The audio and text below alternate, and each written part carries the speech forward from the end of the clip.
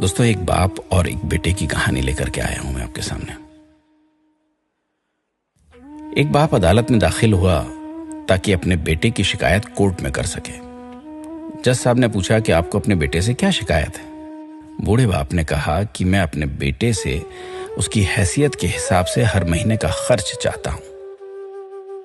जज साहब ने कहा, वो तो आपका हक है, इसमें सुनवाई की क्या जरूरत है, आपके बेटे को हर महीने खर्च देना ही चाहिए।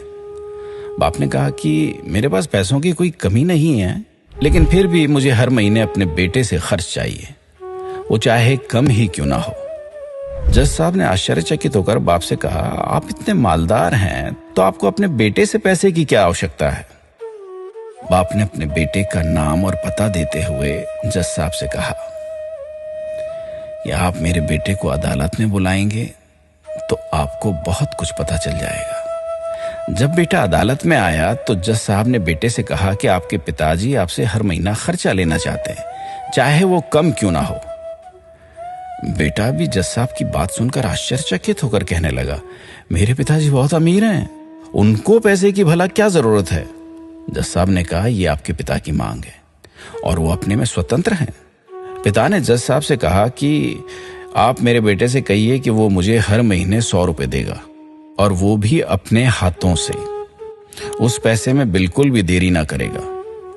फिर जज साहब ने बूढ़े आदमी के बेटे से कहा कि तुम हर महीने 100 रुपए बिना देरी के उनके हाथ में देंगे, ये आपको अदालत हुक्म देती है।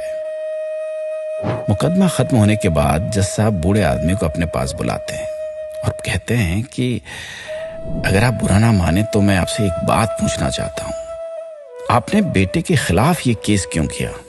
आप तो बहुत अमीर आदमी हैं और इतनी छोटी सी कीमत। बूढ़े आदमी ने रोते हुए कहा, जज साहब, मैं अपने बेटे का चेहरा देखने के लिए तरस गया था।